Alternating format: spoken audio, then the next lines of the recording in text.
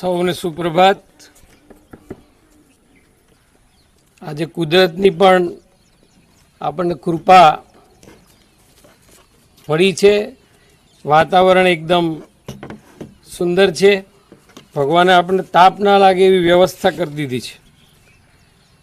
માનનીય પ્રાધ્યાપકો, આચાર્યશ્રીઓ, કર્મચારી મિત્રો અને વાલા વિદ્યાર્થી મિત્રો, આજના પવિત્ર પર હાજર આદરણીય અતિથિઓ, સૌને મારા નમસ્કાર, વંદન અને સ્વતંત્રતા દિવસની સૌને શુભકામના।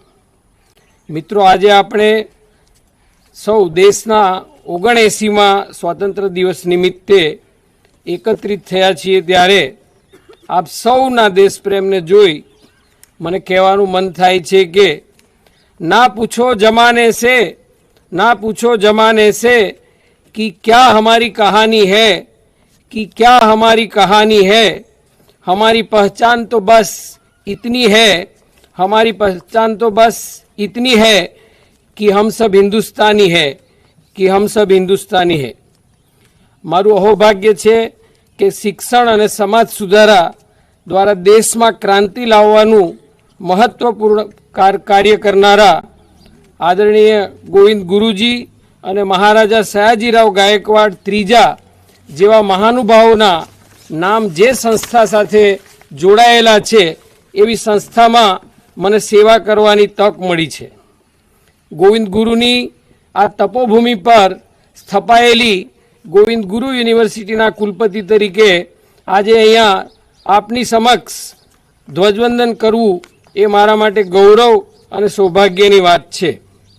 મિત્રો, આજે ધ્વજવંદન કરવું એ માત્ર એક ઔપચારિકતા નથી, પરંતુ રાષ્ટ્ર પ્રત્યેની આપણી સાચી નિષ્ઠા અને દેશભક્તિનું પ્રમાણ છે। जब शहीदों की अर्थी उठे धूम से, जब शहीदों की अर्थी उठे धूम से, देश वालों तुम आंसू बहाना नहीं, देश वालों तुम आंसू बहाना नहीं, पर मनाओ जब आज़ाद भारत का दिन, पर मनाओ जब आज़ाद भारत का दिन, उस घड़ी तुम हमें भूल जाना नहीं, उस घड़ी तुम हमें भूल जाना नहीं। मित्रों, स्वतंत्रता ए मात्र एक दिवस, एक वर्षनो संघर्ष नहीं। आ सफरनी शरूआत 1857 स्वातंत्र्य संग्राम थी थई, जेमा मंगल पांडे, तात्या टोपे, झांसीनी राणी लक्ष्मीबाई जेवा वीरो अने वीरांगनाओए अंग्रेजी शासन सामे तलवार खेंची।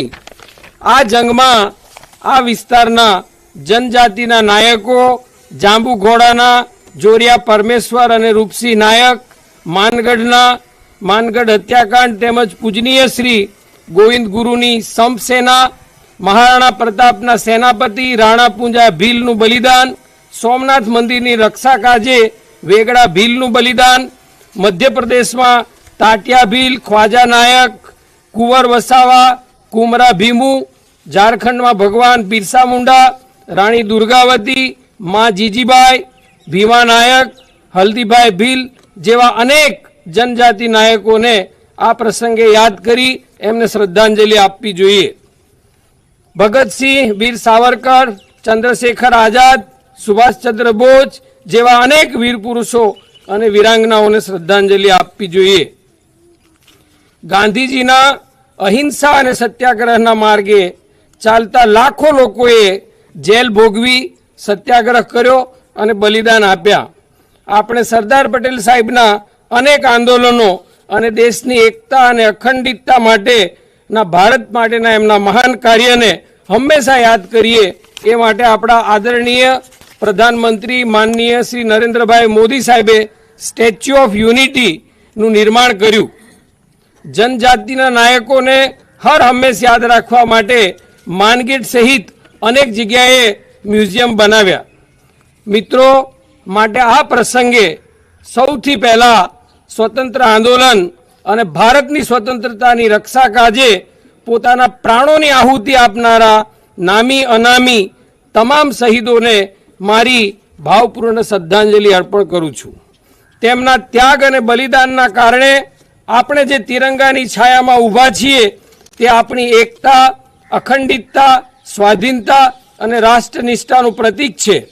મિત્રો, વર્તમાન સંદર્ભમાં મારી દ્રષ્ટિએ તિરંગાને જોઈએ તો તિરંગામાં સૌથી ઉપર દેખાતો કેસરી રંગ એ ઓપરેશન સિંદૂરમાં આપણા ભારતીય જવાનો અને ભારતીય ટેકનોલોજી દ્વારા વિશ્વ સમક્ષ પ્રદર્શિત કરવામાં આવેલ સાહસ, શૌર્ય અને શક્તિનું પ્રતીક છે.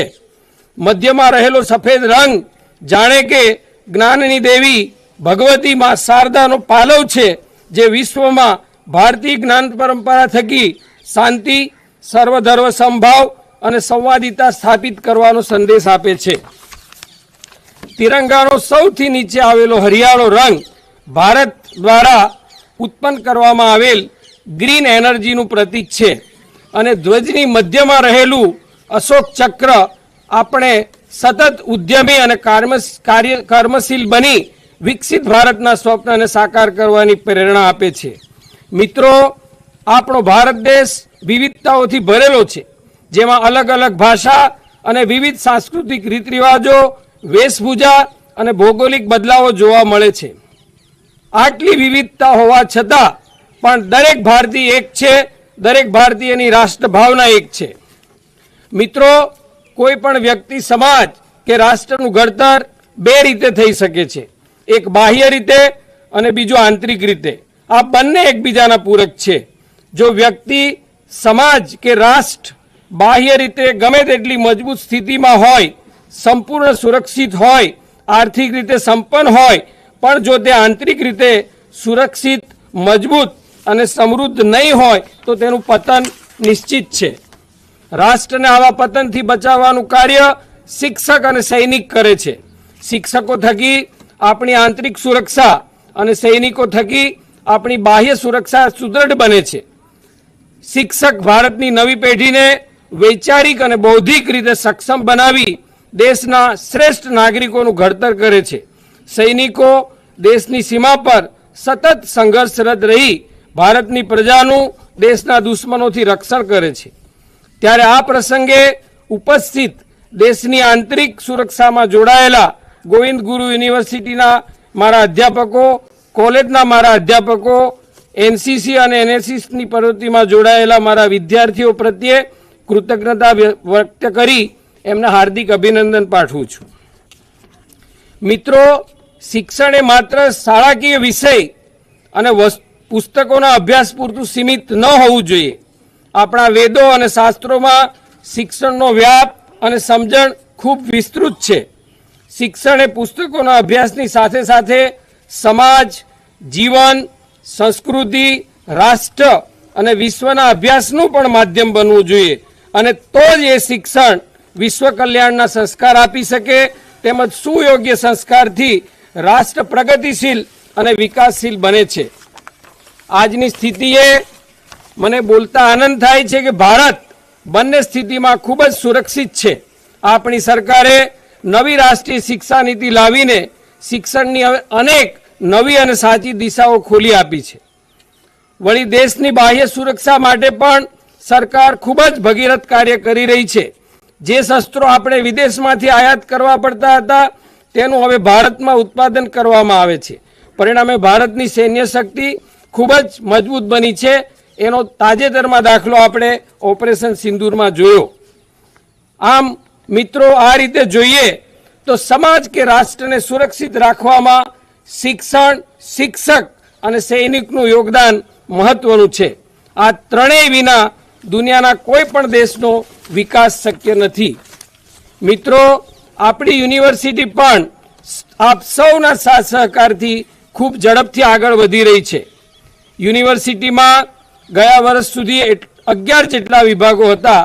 નવા 9 જેટલા વિભાગો આપણે આ વર્ષે ચાલુ કર્યા, જેમાં 6 જેટલા વિભાગોમાં એડમિશન થઈ ચૂક્યા છે અને તેના વર્ગો પણ ચાલુ થઈ શક્યા છે. મોટાભાગના વિભાગોના વર્ગો આ વર્ષથી આપણે યુનિવર્સિટી કેમ્પસ સાથે ચાલુ કરી શક્યા છીએ. દરરોજ 500 થી 600 વિદ્યાર્થીઓ કેમ્પસ ઉપર જોઈ મને ખરેખર ખૂબ આનંદ થાય છે.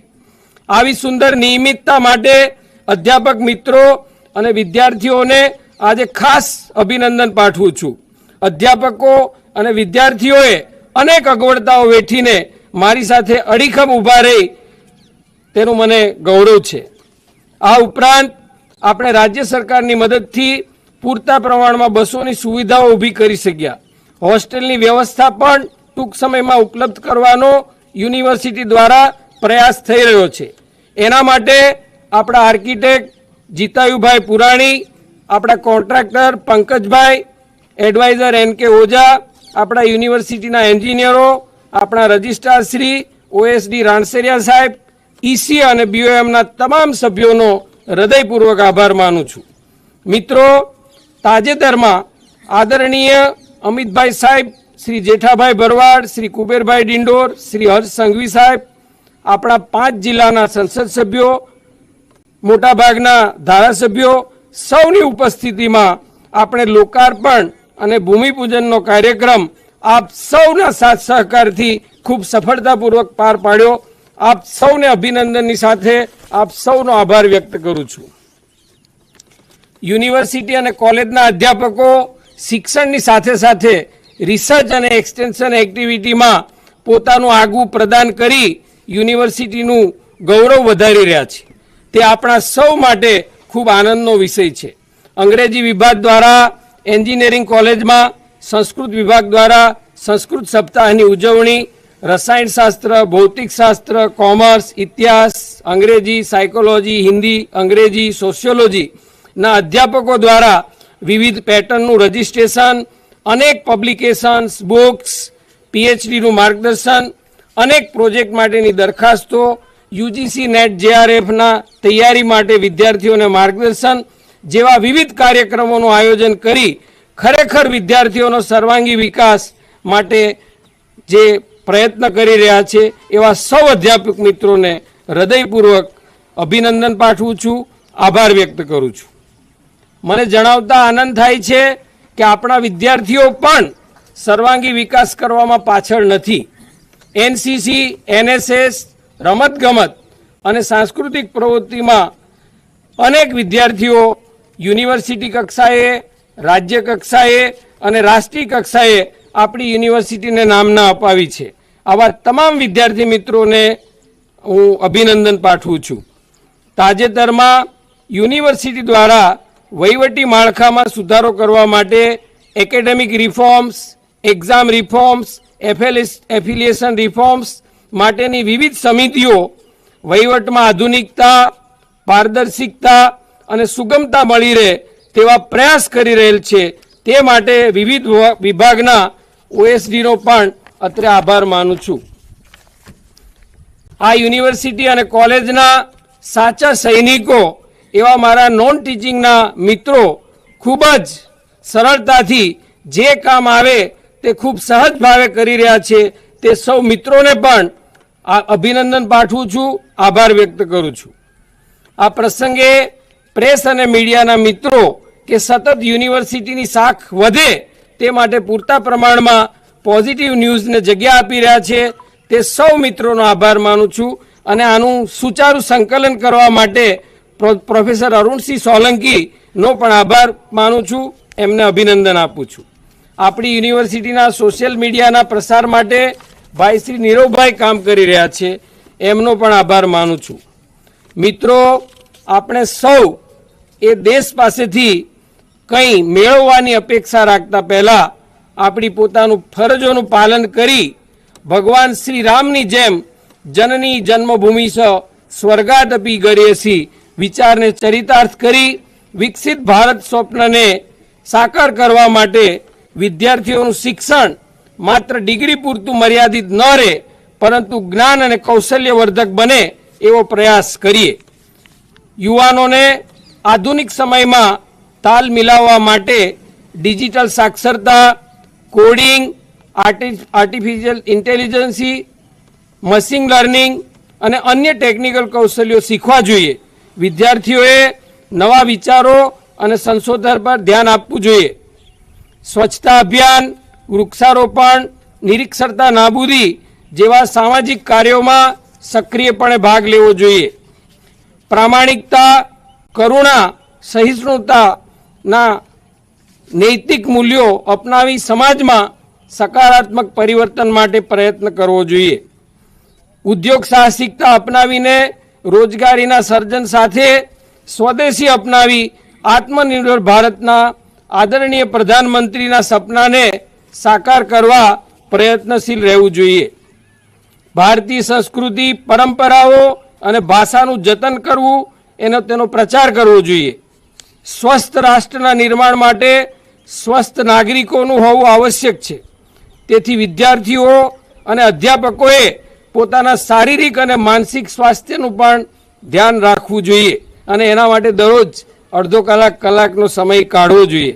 આ તમામ ક્ષેત્રોમાં સક્રિય યોગદાન આપી વિદ્યાર્થીઓએ વિકસિત ભારતના નિર્માણમાં મહત્વની ભૂમિકા ભજવવાની છે। આ શુભ અવસરે આપણે સૌએ વિકસિત ભારતના સ્વપ્નને સાકાર કરવાનો સંકલ્પ લઈ માં ભારતીને નમન કરવા જોઈએ। અંતે મને આપણા ભૂતપૂર્વ વડાપ્રધાન માનનીય અટલજીની પંક્તિઓ યાદ આવે છે। ये वंदन की धरती है, अभिनंदन की धरती है। ये वंदन की धरती है, अभिनंदन की धरती है। ये अर्पण की भूमि है, ये तर्पण की भूमि है। ये अर्पण की भूमि है, ये तर्पण की भूमि है। इसकी नदी नदी हमारे लिए गंगा है। इसकी नदी नदी हमारे लिए गंगा है। इसका कंकर कंकर हमारे लिए शंकर है। इसका कंकर कंकर हमारे लिए शंकर है। हम जिएंगे तो भारत के लिए, मरेंगे तो भारत के लिए। वंदे मातरम, इनकलाब जिंदाबाद। जय जय गरवी गुजरात, जय जोहर।